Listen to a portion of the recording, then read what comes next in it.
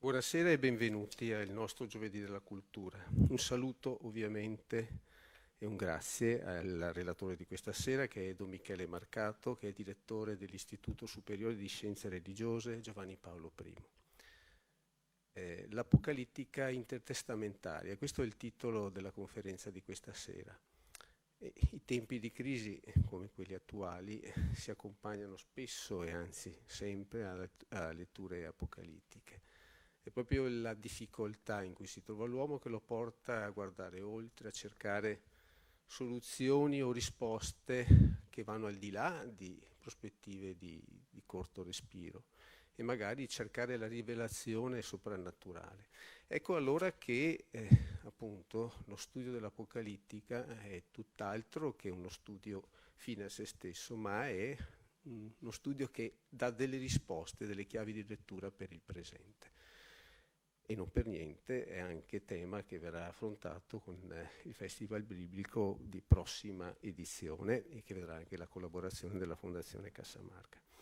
La riflessione, la relazione di Don Michele si concentrerà anche in particolare sul libro di Enoch, che è tra i più rappresentativi nell'ambito appunto della tradizione giudaico-cristiana. E quindi lo ascoltiamo con grande interesse. Grazie.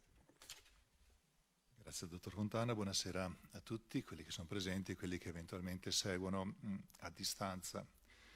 Apocalittica intertestamentaria potrei anche mettere come sottotitolo Fuga dalla storia o segno di speranza per i tempi di crisi, perché l'alternativa è consistente, ma il discrimine è abbastanza sottile tra la tentazione di fuggire dalla storia in un mondo fantastico e invece l'obiettivo di guardare al punto plausibile di arrivo della storia per comprendere come barcamenarsi in situazioni di crisi, in quale direzione ci si muove quando la situazione non è più così chiara come si vorrebbe.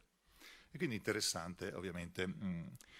E ho messo anche una citazione, ho riportato una citazione dal libro di Enoch. Io solo ho avuto la visione della fine di tutto.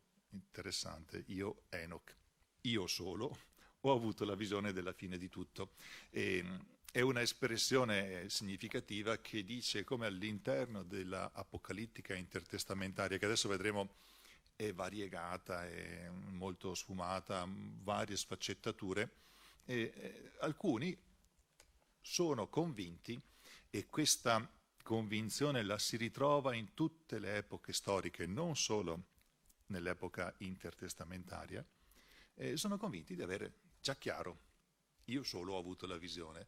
E noi diciamo, beato te che hai avuto la visione e che hai tutto chiaro. Ma è interessante che il desiderio di vedere in maniera più chiara di fronte a situazioni problematiche tocca ogni uomo. In che modo conoscere l'apocalittica, conoscere un po' di storia ci aiuta anche a leggere meglio il presente? Non risponderò a questa domanda, però cerchiamo di entrare un po' nella conoscenza perché mi sembra che possa essere utile. Perché l'interesse all'apocalittica intertestamentaria? Beh, io sono insegnante di Sacra Scrittura, Nuovo Testamento, e spesso dovendo introdurre studenti all'Apocalisse di Giovanni, quindi l'ultimo libro della Bibbia cristiana, devo necessariamente, per farlo comprendere, far conoscere almeno un po' che cos'è l'apocalittica come fenomeno culturale, sociale, teologico, oltre che come genere letterario. Quindi anche distinguere il genere letterario apocalittico, quindi l'uso di un certo tipo di linguaggio, di modalità espressive, da un certo modo di pensare la storia. E questo è un primo motivo di interesse evidente. Inoltre, alcuni autori considerano anche la mia passione, anche le materie che insegno principalmente riguardano San Paolo, letteratura paolina, e anche in questo caso alcuni autori considerano San Paolo come un autore apocalittico, addirittura uno degli ultimi studi che sto vedendo di Gabriele Boccaccini lo considera espressione del movimento enochico del I secolo, quindi ovviamente dentro il cristianesimo, ma come è ormai noto, una persona non esprime un pensiero a prescindere dal contesto culturale in cui vive, ma chiunque, compreso San Paolo, compresi tutti gli autori del Nuovo Testamento, esprimono il pensiero, la novità dell'esperienza cristiana a partire dalle categorie culturali nelle quali sono immersi, evidentemente. Nel tentativo di cogliere quali di queste categorie culturali possono essere più significative per Paolo, Gabriele Boccaccini, che tra l'altro speriamo di avere ospite qui, è il massimo esperto della letteratura enochica, speriamo di averlo ospite durante il prossimo Festival Biblico, e attribuisce proprio questo a San Paolo. E quindi comprendere un po' meglio questo tipo di letteratura potrebbe aiutarci a comprendere come mai Paolo esprime alcuni elementi della sua fede, della sua esperienza cristiana con certi linguaggi. Non è forse indispensabile, però è interessante che questo elemento è stato studiato. Poi dell'ultimo volume di Boccaccini io non condivido diverse posizioni, però mi piace sentire anche chi ha posizioni diverse, quindi spero che potremo averlo e sentirlo anche direttamente. Terzo elemento che provoca interesse su questo tema: abbiamo sempre più bisogno di visioni di lungo termine, che aprano alla speranza, ma senza farci evadere dalla storia. Quindi sì, guardare avanti, ma non troppo, perché abbiamo bisogno di starci dentro a questa storia. Una delle caratteristiche che vedremo dell'Apocalittica è la fuga dalla storia, uscire dalla storia, preservarsi da un mondo che viene considerato ormai malvagio e irrecuperabile in attesa che succeda qualcosa. Sì, se tutti fanno così, la storia andrà avanti per la sua strada e nessuno potrà in qualche modo intervenire. E noi sentiamo tutti, credo, il desiderio di vedere, certo, un po' più in là di sotto il mio naso, ma anche non perderci rispetto al contatto con la storia concreta, attuale. E tra l'altro la drammatica situazione di tensione e conflitto che stiamo vivendo proprio in queste ore, l'Ucraina, proprio mentre speravamo di essere sulla buona strada per l'uscita dalla fase più acuta della crisi pandemica, rende l'esigenza di capire verso quale futuro ci stiamo muovendo ancora più urgente.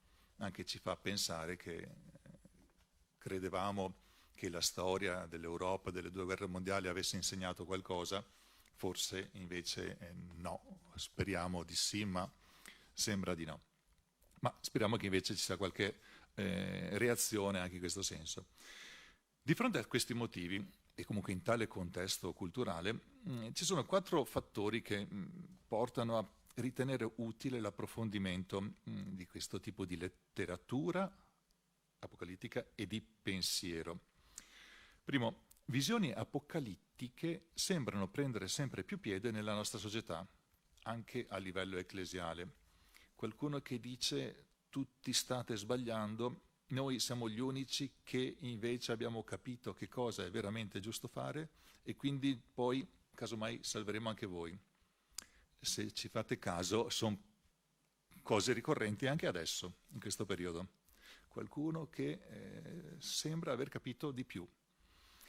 E secondo, la rivista biblica, che è la rivista ufficiale dell'Associazione Biblica Italiana, proprio a partire dal primo numero di quest'anno, avrà un approfondimento ogni numero sulla apocalittica giudaica. Quindi a livello di studi si sta cercando di approfondire. Il primo numero è un interessantissimo status questionis, dal quale tra l'altro ho capito che se pensavo di sapere qualche cosa dell'apocalittica intertestamentaria, adesso mi sono accorto che non so quasi niente, e però per questo non mi scoraggio e cerco di approfondire e comprendere meglio. Quindi è un mondo ampio, enorme, ci si può perdere e quindi si potrebbe dire lasciamo stare, oppure un po' alla volta si può entrare. Non è la mia competenza principale, ma come vi dicevo, siccome alcuni autori neotestamentari sono immersi in questo contesto culturale, un po' alla volta occorre anche che se ne prenda consapevolezza, si impari a conoscere qualche cosa e dopo si chieda a chi è più competente, come infatti faremo se avremo la grazia di avere anche una delle massime autorità in questo settore. Comunque si sta approfondendo questo tema, evidentemente lo si sente attuale. Un terzo elemento, un'opera del fine 2021 di Luca Arcari, Vedere Dio, le Apocalissi giudaiche e proto-cristiane, dal IV secolo a.C. al II secolo d.C. Interessante che sembra fare un nuovo punto della situazione e mette in evidenza che non è solo una questione culturale, ma che probabilmente questi autori fondavano le loro riflessioni, i loro scritti, su delle vere e proprie esperienze mistiche. Gli studi precedenti, che erano anche un po' frutto di studi storico-critici, tendevano a dire ma è un contesto culturale nel quale uno, come genere letterario, crea quello della visione per dire la sua intuizione del senso della storia. Invece che sta pubblicato uno studio scientifico in cui rimette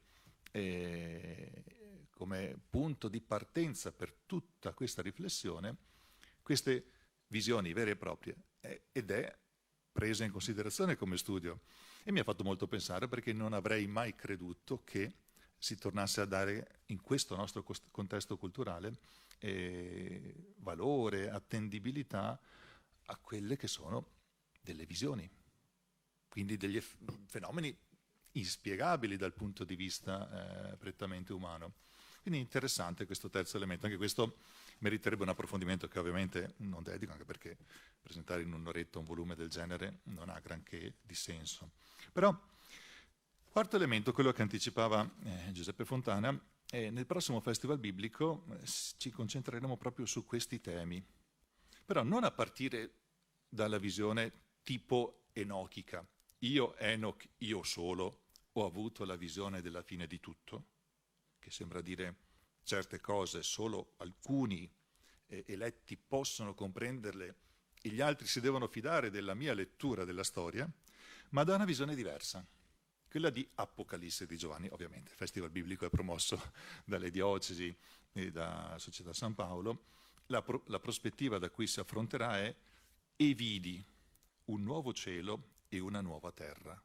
È citazione di Apocalisse 21, versetto 1, e da qui si cercherà di capire come questa visione che riguarda il futuro possa permettere di guardare con sguardo nuovo il presente e eventualmente anche agire sul presente, perché da sempre, almeno dal punto di vista cristiano, si è cercato di restare con i piedi per terra per agire nel presente, guardando al futuro, guardando al cielo, ma modificando in bene questa nostra situazione. E tutto quello che dice Papa Francesco sulla creazione, sul creato, eccetera, e sulla importanza che l'uomo ha nella gestione della casa comune, dice non evasione dalla storia, ma farsi carico di quello che è il rilievo dell'uomo dentro a questa nostra storia. Non è che le cose vadano così e devono andare così, e l'uomo, tra l'altro la rilevanza dell'uomo nella storia del mondo sta aumentando o ne sta aumentando la consapevolezza e quindi anche la responsabilità. Insomma, questi argomenti potrebbero suscitare interesse, cercando però di mettere un po' di ordine. Gli scritti che possono essere definiti apocalittici, a parte alcuni del Nuovo Testamento, ora non mi occupo dell'Apocalisse in questa sede, neanche del libro di Daniele, neanche delle parti del profeta Isaia che sono testi apocalittici o di alcuni profeti tardivi dell'Antico Testamento, cerco di occuparmi di quelli che vengono individuati tra i cosiddetti apocrifi, cioè quelli che non sono entrati nel canone biblico. Apocrifi, veterotestamentari, quindi di area ebraica, o anche che sono nati lì su un discrimine che non è del tutto chiaro tra ebraismo e giudaismo nel primo e anche metà del secondo secolo. Alcuni si sono sviluppati in quel periodo. Gli apocrifi, questi testi tenuti nascosti perché da una parte l'ebraismo, dall'altra il cristianesimo non li hanno ritenuti adatti ad esprimere la propria fede e quindi sono stati o bruciati o cancellati o considerati non adeguati, ma in qualche modo sono arrivati anche a noi. Per partire a fare un po' di chiarezza ho preso uno studio che è pubblicato nel 2005 in onore di un grande studioso dell'Apocalisse che è padre Ugo Vanni, è stato anche mio docente, e Mans, tra l'altro Frederick Mans, che è mancato a 80 anni lo scorso 22 dicembre, era un francescano che studiava all'istituto biblico, alla scuola biblica dei francescani a Gerusalemme, un grande appassionato, aveva messo in evidenza alcuni tra i testi che potevano essere più significativi per comprendere, lui partiva da questo punto di riferimento e discrimine, quelli più utili a capire l'Apocalisse di Giovanni. Quindi, siccome è un mondo enorme, come li catalogo, lui ha detto limitiamo l'ambito di ricerca, alcuni di questi scritti, tantissimi, sono utili dal suo punto di vista a comprendere meglio l'Apocalisse di Giovanni. Allora ha fatto una piccola selezione, ma sentirete che è già una selezione abbastanza ampia. Allora lui nomina il corpus enochico, quindi legato alla figura di Enoch, su cui appunto proveremo a soffermarci. È una raccolta di rivelazioni organizzate in 5 libri, databili tra il secondo secolo avanti Cristo e il primo dopo Cristo. Quindi 3 secoli di sviluppo, non è un unico autore evidentemente, ma 3 secoli di sviluppo, compreso il primo nel quale chiaramente i cristiani che si stanno formando possono aver influito, almeno in una parte di questo libro, di questa letteratura enochica. Poi un secondo, quindi tutta questa corpus enochico, il libro di Enoch che considereremo e anche altri testi collegati. Secondo punto di riferimento, il libro dei Giubilei, conosciuto anche come Piccola Genesi. Questo è databile dopo il 120 a.C. e narra la storia dalla creazione a Mosè. Tutto quello che troviamo nei libri biblici è rivisto da un altro punto di vista. Questo punto chiamato per questo motivo Piccola Genesi, perché ripercorre le prime fasi della storia e della storia di Israele. Libro dei Giubilei. Terzo, la regola della guerra. Questo è un da dirlo adesso, ma evidentemente non è una novità, la guerra. Era un testo trovato negli scavi di Qumran, presso il Mar Morto, forse qualcuno di voi c'è stato, e presenta la guerra dei figli delle tenebre contro i figli della luce, dove noi, quelli di Qumran che scrivono, ovviamente sono i figli della luce e tutti gli altri ovviamente sono i figli delle tenebre.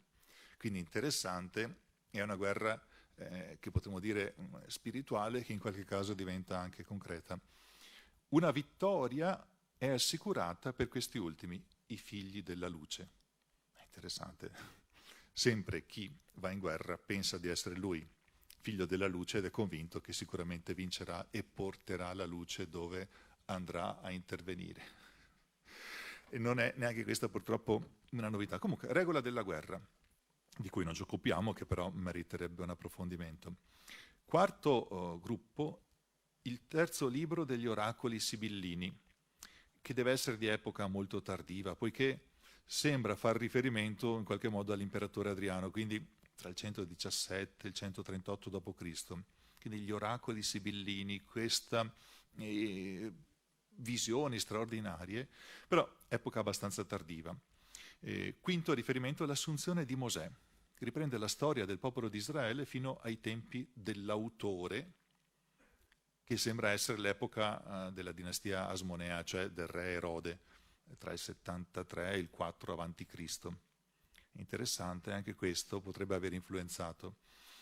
Ancora l'ascensione di Isaia, in parte ebraica sicuramente, in parte certamente giudeo-cristiana, perché si sentono i segnali della presenza del cristianesimo, racconta tra l'altro il martirio di Isaia, poiché al profeta in visione viene annunciato la vita di Gesù Cristo, almeno nella sua redazione finale, è certamente di epoca cristiana, però interessante, forse del I secolo d.C.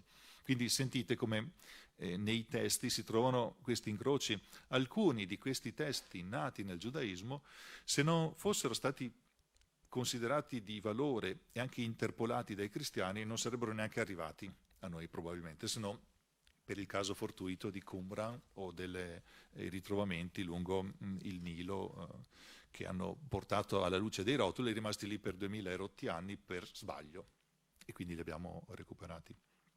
Ancora l'Apocalisse di Abramo, Enoch, Slavo, questo probabilmente posteriore al periodo degli Asmonei, potrebbe essere stato scritto prima della distruzione del Tempio di Gerusalemme, quindi un po' prima del 70 d.C. Anche questo lo si deduce da una serie di riferimenti storici che sono implicati in questi testi. Il quarto libro di Esdra, l'Apocalisse siriaca di Baruch, il Testamento di Giobbe, l'Apocalisse di Sofonia. Non mi soffermo a dire di tutti questi. Si tratta di scritti, però sentite già, solo questi sono quelli significativi per comprendere l'Apocalisse secondo Mans. È interessante e occorrerebbe del tempo.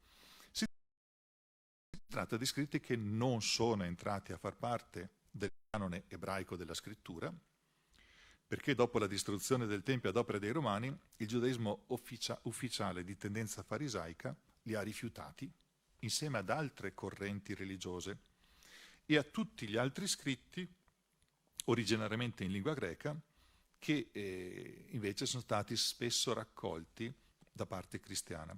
Dunque questi scritti, che in buona parte sono di matrice giudaica e che non sono entrati nel canone biblico, sono stati però conservati spesso dai giudeo-cristiani o da qualche chiesa cristiana o da qualche setta cristiana che è stata minoritaria.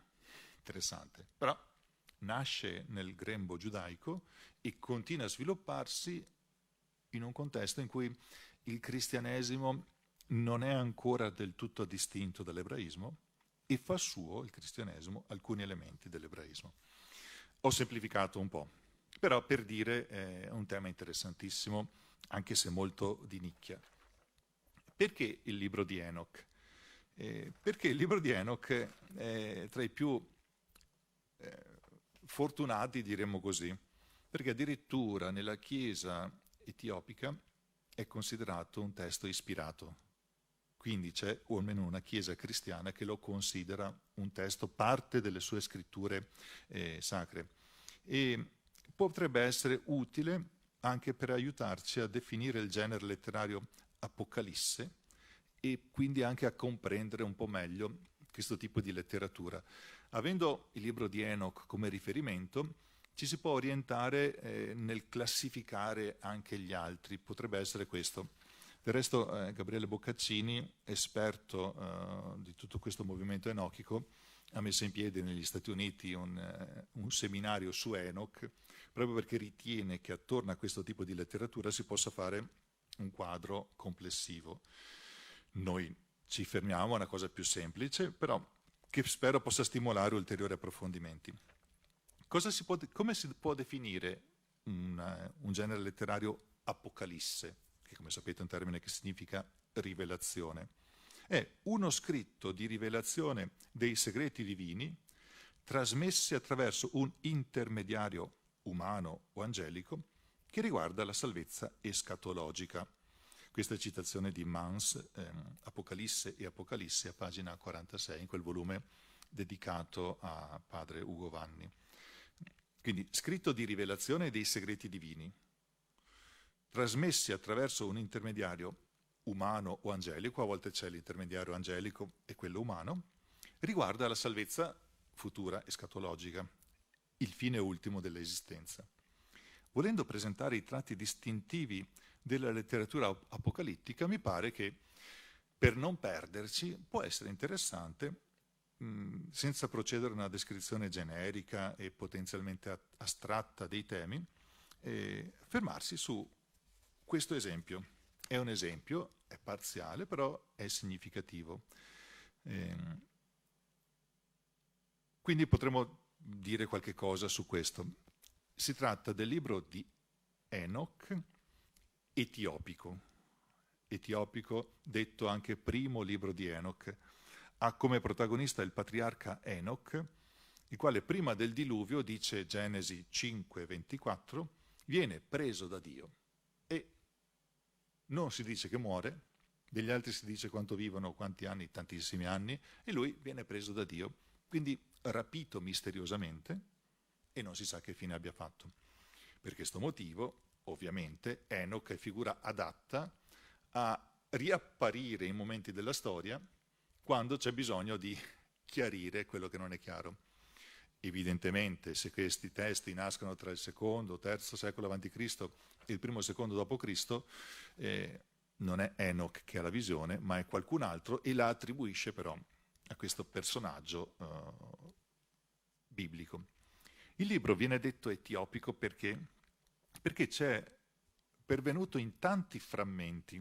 Alcuni di questi sono greci, alcuni sono aramaici, ma sono molto frammentari, le parti in greco e in aramaico. Invece, in maniera integrale, l'abbiamo nella versione etiopica. Non a caso, vi dicevo, la Chiesa di Etiopia lo riconosce come facente parte del proprio canone biblico e quindi lo ha conservato e custodito, ma nella sua lingua, l'etiopico. E quindi voi dite, sì, ma come l'avrà conservato con le sue sottolineature? Eh sì, per forza. La Chiesa etiopica lo avrà nei primi secoli anche modificato in base a quello che è il suo percorso. Però è il documento più integrale che abbiamo. Quindi abbiamo già delimitato ancora. Sono vari frammenti che testimoniano che è nato in aramaico, che è stato tradotto in greco e quindi ha avuto uno sviluppo consistente.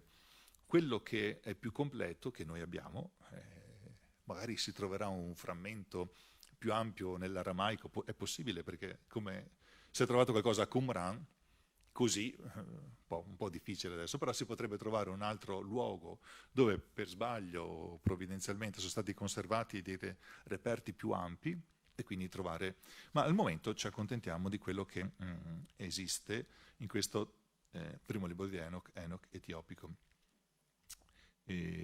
Nelle altre chiese comunque questo libro è noto perché è l'unico testo apocrifo esplicitamente citato in un passaggio della lettera di Giuda.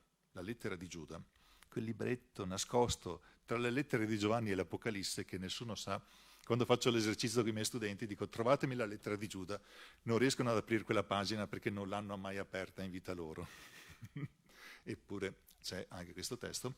E quel testo cita esplicitamente un passaggio del libro di Enoch e quindi quantomeno quella parte è entrata anche nel canone biblico di tutte le chiese cristiane. Cioè si trova in tutte le Bibbie cristiane, questo, la lettera di Giuda, con questa citazione. E quindi ha avuto anche una certa influenza fino al Medioevo, soprattutto per quanto riguarda i temi del Messia, del Figlio dell'uomo, del regno messianico e, attenzione, dell'angelologia, della demonologia e del giudizio finale. Tra l'altro una cosa che forse si potrebbe fare è studiare anche quali influssi ha avuto Dante nel produrre la Divina Commedia. Vabbè, sì, la Bibbia, la teologia cristiana, ma questo tipo di letteratura quanto può aver influito nella sua ricostruzione? Lui parla di tutto quello che c'è oltre. Da dove trae questo immaginario? Ma è un altro tema che comunque potrebbe essere interessante, potremmo chiedere a qualcuno più esperto di approfondirlo. Ma tanto dell'immaginario di angeli, demoni, giudizio finale e regno messianico trae spunto da questo tipo di libro, da questa letteratura più in particolare, da questa letteratura, scusate, più in generale, ma da questo tipo di libro, quello di Enoch, in maniera specifica. Che cos'è? È una raccolta di varie tradizioni, scritta appunto tra il secondo secolo a.C. e il primo d.C., probabilmente in ebraico o aramaico originariamente, e però a noi è arrivato attraverso la mediazione greca e quella etiopica. Si suddivide in 5 libri, collegati in maniera molto vaga tra di loro. Un primo libro Libro dei Vigilanti, presenta la rivelazione dell'angelo fatta ad Enoch. È la modalità più classica dell'Apocalisse. Un angelo, intermediario divino, si presenta al visionario e gli comunica delle cose. Riguarda la fine del mondo, con un'ampia sezione dedicata agli angeli e al castigo degli angeli caduti e alla descrizione dell'assunzione di Enoch. Quindi dà una spiegazione di questo fatto che la Bibbia dice fu preso da Dio e non si sa. E quindi descrive invece in maniera più dettagliata come è andata a finire per Enoch. Quindi la fine del mondo, vedete che c'è bisogno di capire, ma questa strada dove porta? E quell'altra strada dove porta? La fine del mondo non è necessariamente una disgrazia. La fine è anche il fine, il telos. E quindi sapere quale può essere la fine del mondo mi fa decidere: vado in questa direzione o vado nell'altra? Quindi si capisce benissimo perché c'è questo desiderio di conoscere la fine. Però dire che attraverso un angelo mi è stata rivelata quale sia la fine del mondo e che questo possa orientare la tua vita è interessante. Se io vi dicessi che ho avuto una visione che un angelo mi ha detto esattamente qual è la fine del mondo e quindi vi raccomando, seguite quello che vi dico io perché questa è la direzione buona, voi potreste dire, beh, sì, e anche no, giustamente. Però questo più o meno è quello che succede con il libro di Enoch. Il libro dei vigilanti. Secondo, libro delle parabole. Ha al centro il tema del figlio dell'uomo. È un tema che evidentemente ha ripercussioni anche nel testo biblico a partire dall'Antico Testamento, da Ezechiele e poi ovviamente nei Vangeli. Quanto e come il modo in cui Gesù presentava se stesso come figlio dell'uomo può essere stato influenzato da un libro del genere, è un tema di studio. In ogni caso, secondo il libro delle parabole, il figlio dell'uomo è Enoch. Quindi lui risolve il mistero del figlio dell'uomo perché è Enoch stesso. Terzo, allora, libro dei vigilanti, libro delle parabole, libro astronomico, dove si descrivono i movimenti degli astri, ovviamente risente di tutte le conoscenze dell'epoca, quindi nel bene e nel male, come all'epoca vedevano e consideravano i movimenti degli astri. Erano molto più attenti di noi, però avevano anche meno strumenti rispetto a noi per conoscere. Quarto, libro dei sogni, dove la storia biblica, dalla creazione al tempo dei Maccabei, e per questo si ipotizza che sia stato scritto non prima di quel tempo e probabilmente in epoca dei Maccabei. Ricordate l'epoca dei Maccabei quando c'è una rivolta giudaica contro il mondo ellenistico che sembrava coartare la libertà dei giudei di esprimersi, di vivere la propria fede. E c'era una sorta di imposizione della cultura ellenistica. Nei secoli precedenti l'ellenismo ha affascinato anche i giudei, ma in quell'epoca, con Antioco IV Epifane, sembrava togliere la libertà agli ebrei di vivere la propria dimensione. E un gruppo, cappeggiati dalla famiglia di Maccabei, si dedica a ribellarsi, a combattere proprio fisicamente i rappresentanti di questo mondo dell'impero ellenistico, o meglio dei vari regni che sono succeduti ad Alessandro Magno, combattendo alacremente per la fedeltà alla legge di Dio. Tanti morivano per la fedeltà alla legge di Dio. E non è un caso che quando uno dice ma io muoio, no, io combatto per Dio che è fedele e che quindi mi premierà perché gli sono fedele, quando uno muore per la sua fedeltà a Dio si chiede, beh, Dio è fedele? Sì o no? Se Dio è fedele perché è un dogma e non lo metto in discussione, vuol dire che è capace di premiarmi oltre la morte. In epoca maccabaica nasce la riflessione sulla possibilità della vita oltre la morte. Nell'Antico Testamento non è chiaro cosa ci sia. Al tempo di Gesù i Sadducei e i Farisei discutevano se ci sia o no risurrezione, ricordate, ne abbiamo risonanze anche nel Nuovo Testamento, ma nell'epoca maccabaica si sviluppa questa riflessione sull'oltre, proprio a partire da una crisi. E viene ricostruita in forma allegorica in questa epoca tutta la vicenda dagli inizi all'epoca dei Maccabei, e questa vicenda si conclude con la promessa di una nuova Gerusalemme, tema ripreso a modo proprio però dall'Apocalisse di Giovanni, e di un nuovo Adamo. Nella letteratura neotestamentaria, anche paolina, Gesù è il nuovo Adamo, e questo tipo di tema è presente nel libro dei sogni. In questo caso non viene attribuito a Gesù, ma c'è l'annuncio di una nuova Gerusalemme e di un nuovo Adamo. Quindi sentite che gli elementi di contatto sono tantissimi, ovviamente da studiare in maniera critica, ma qui ci accontentiamo di nominarli.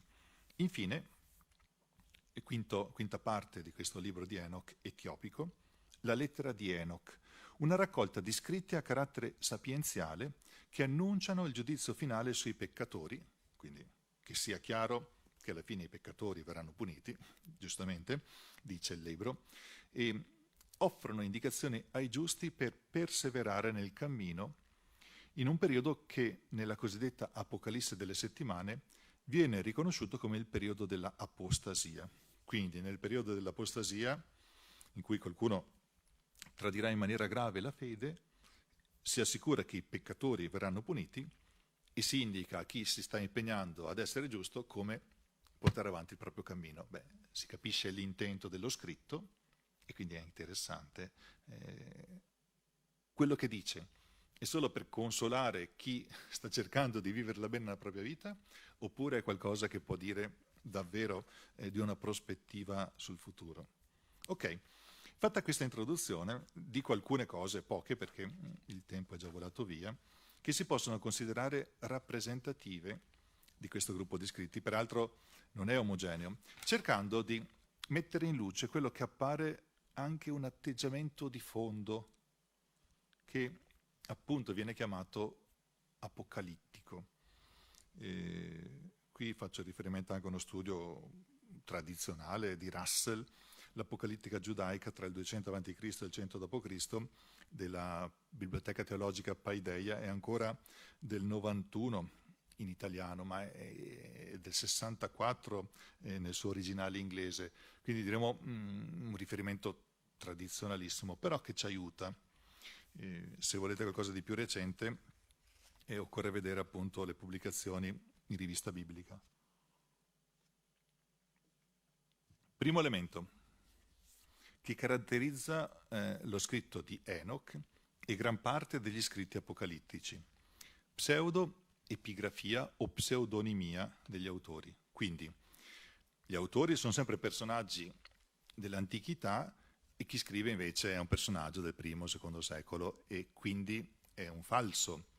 Appare evidente, da quanto detto fino ad ora, che un tratto caratteristico dell'Apocalittica è proprio questo.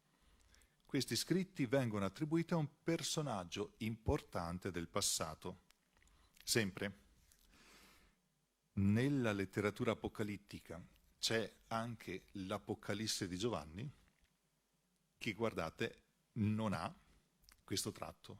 Giovanni di Patmos non è un personaggio del passato, è un tale Giovanni di Patmos che la comunità efesina degli anni 90, primo secolo d.C., conosceva, e non è un pseudepigrafico. Quindi già questo, per esempio, distingue chiaramente l'Apocalisse di Giovanni dalla letteratura apocalittica. Tutti gli altri scritti apocalittici si rifanno a un personaggio pseudomitico del passato. Enoch viene presentato dalla Bibbia come il settimo dopo Adamo, ma i testi evidentemente sono tratti dall'epoca da Antioco IV Epifane, quindi tra il 175 a.C. fino alla manipolazione cristiana c'è sicuramente in una parte dei testi, quindi primo secolo d.C. Pseudepigrafia. Se devo far dire una cosa così importante non la posso dire io, l'ha detta quel personaggio misterioso biblico, in questo caso Enoch. Secondo, le visioni sono riservate. Io, Enoch, io solo ho avuto la visione, o al veggente oppure a pochissimi destinatari prescelti. Anche questo è interessante. non una parola annunciata al protagonista come nei libri profetici, che poi viene condivisa con tutti. Il profeta è colui che parla a nome di Dio, a lui Dio si rivela perché diffonda questa parola. E la rivelazione dei testi apocalittici è riservata. Solo Enoch è in grado di vedere, in qualche contesto solo pochi iniziati dentro questo gruppetto, quasi una setta, possono essere in grado di vedere. Quindi ha caratteristiche di un movimento settario, o si entra o non si capisce. Guardate l'attualità, quanto ritorna di attualità, alcuni che dicono ma comunque tu non sei dentro questa nostra logica, non potrai mai capire. È interessante che sono dinamiche che si ripercuotono, si producono in varie fasi, specialmente queste fasi critiche della storia. Comunque, restando a Enoch, le visioni riservate al veggente o a pochi destinatari iniziati a questo gruppo. Terzo elemento, certezza del giudizio finale, ovviamente, però non è secondario. Lo incontriamo proprio in apertura del nostro testo di riferimento. Cito Enoch, il libro primo, da 1 a 4, parola di benedizione di Enoch, come egli benedice gli eletti e i giusti che vivranno nel giorno dell'afflizione per respingere gli empi e i cattivi, mentre i giusti saranno tratti a salvezza. È chiaro che si dicono queste cose perché quando sei lì tra capire dove schierarti, c'è bisogno che qualcuno ti dica guarda che quelli che fanno il bene saranno salvati e che quelli che fanno il male saranno castigati, perché spesso l'impressione è nel corso d'opera che invece chi fa il furbo gli va sempre bene, e questa è una cosa non particolarmente nuova e ce lo testimoniano i testi. Continua lui. Enoch dice, lui l'uomo giusto i cui occhi sono stati aperti dal Signore e che ha avuto la visione del santo che è nei cieli, mostratogli dagli angeli, dice, io tutto ho appreso da essi e ho compreso. Ho compreso io ciò che vedevo, e ciò non è per questa generazione, ma per quella che verrà ancora lontana. Ovvio, Enoch è nella finzione agli inizi della storia, no? E quindi la visione che ha l'avrebbe per quelli che adesso stanno ascoltando il testo. Per una generazione ancora lontana. È per gli eletti, continua lui, che io parlo, per loro che io pronuncio una parabola. Egli uscirà dalla sua dimora, il santo e il grande. Il Dio dell'universo verrà di là sulla montagna del Sinai e apparirà in mezzo al suo esercito in tutto lo splendore della sua potenza. Ecco, un passaggio che però mi pareva significativo. Mentre spesso l'insistenza degli scritti apocalittici è sul giudizio negativo nei confronti degli ingiusti, in questo caso, ed è una cosa interessante di Enoch, viene data la priorità al giudizio di salvezza che si manifesterà certamente verso i giusti. Sono due sfaccettature, però normalmente gli apocalittici tendono a dire gli ingiusti pagheranno. Enoch sottolinea anche l'elemento che i giusti saranno in qualche modo premiati.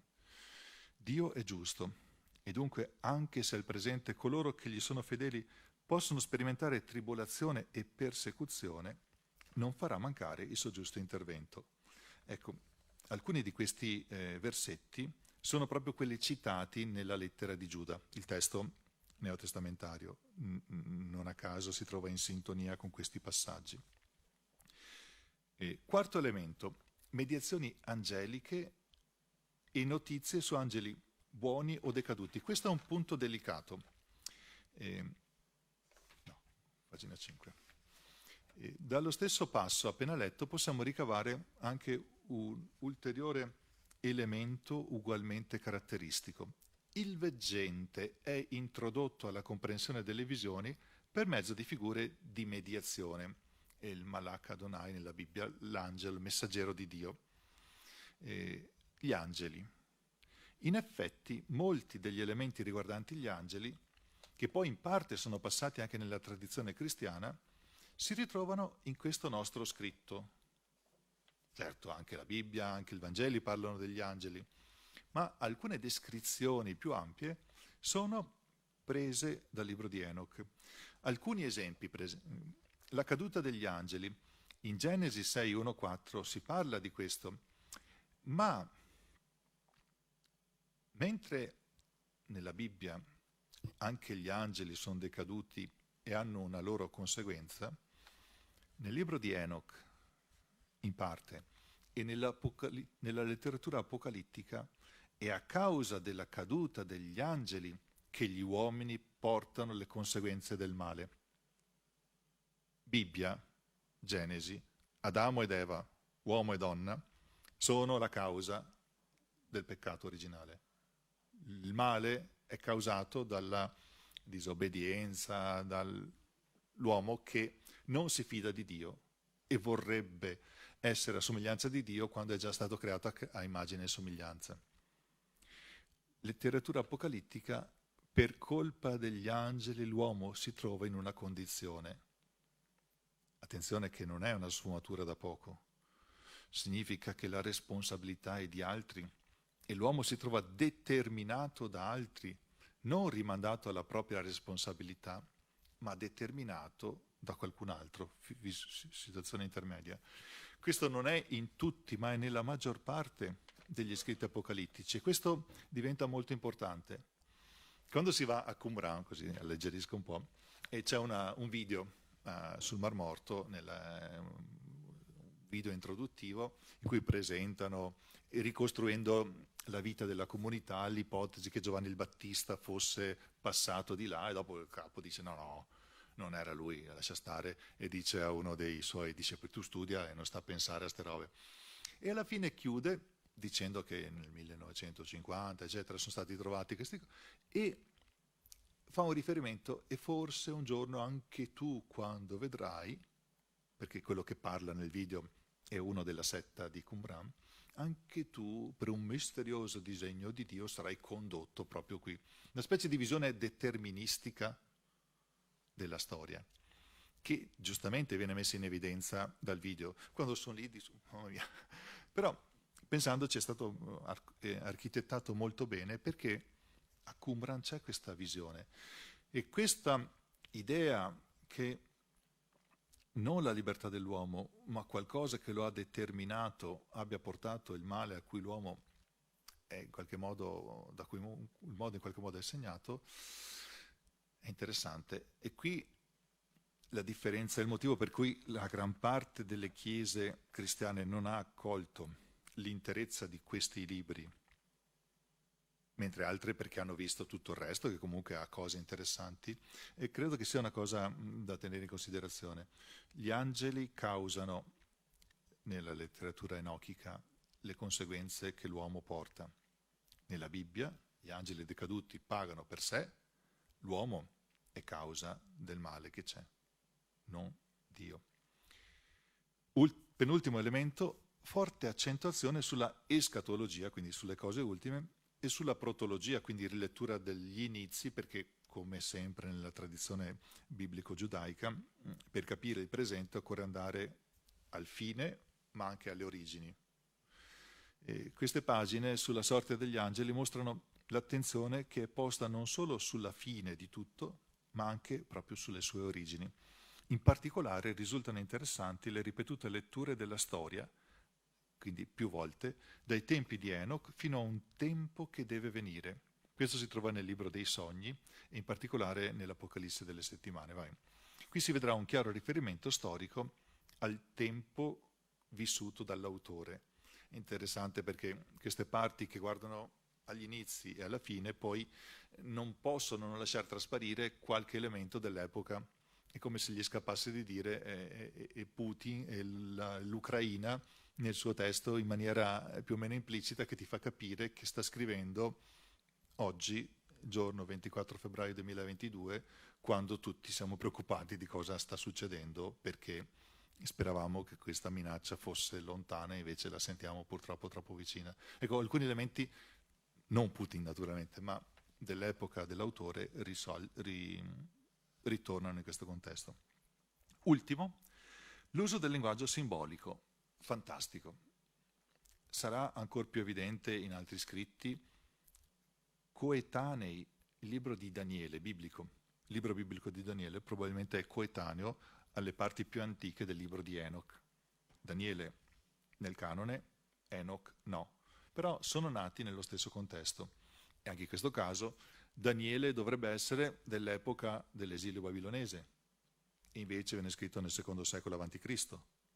Quindi anche in questo caso la pseudepigrafia nel libro di Daniele è un dato, e questo però linguaggio simbolico e fantastico serve per offrire una chiave di lettura simbolica di tutta la storia, per interpretare la storia. Ovvio che noi per capire dovremmo entrare nelle chiavi interpretative delle immagini, dei colori, degli animali, del bestiari che vengono introdotti, dei numeri. I numeri, un tempo, due tempi, la metà di un tempo, oppure il numero di settimane che comportano 3 anni e mezzo, oppure il numero di giorni che conti in 3 anni e mezzo. Sono tutti equivalenti che vengono utilizzati.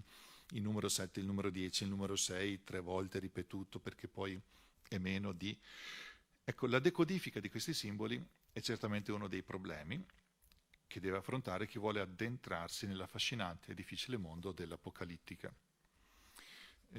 Ultimo punto che non faccio, perché non ho tempo, ho trovato nella lettera ai Galati di Paolo una espressione di questo tipo. Il nostro Dio ha il fine di strapparci da questo mondo malvagio. L'Apocalittica dice: questo mondo è malvagio. Tu vuoi salvarti? Ritirati dal mondo. Tu che sei figlio della luce, l'unico modo che hai è ritirarti con quei pochi illuminati, avendo capito il senso della storia, ma questo mondo è irrecuperabile. La lettera ai Galati di San Paolo ha una visione pessimistica del mondo?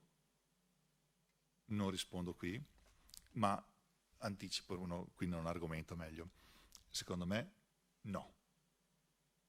Anche se usa unico passaggio nella letteratura paolina questa espressione, strapparci da questo mondo malvagio, per Paolo questo mondo, pur essendo segnato dal male, non è malvagio nel senso di totalmente irrecuperabile, anzi ciò che conta è essere creatura nuova, o meglio ancora, la nuova creazione. La visione di Paolo dice che la nuova creazione è possibile sperimentarla già ora, e dunque l'uomo può agire con la novità che sperimenta in questa storia.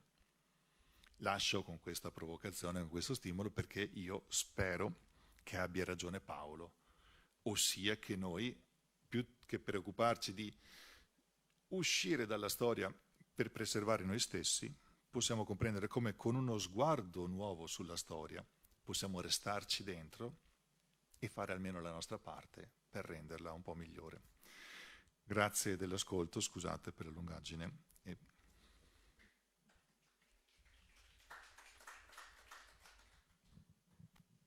Se qualcuno volesse fare delle domande.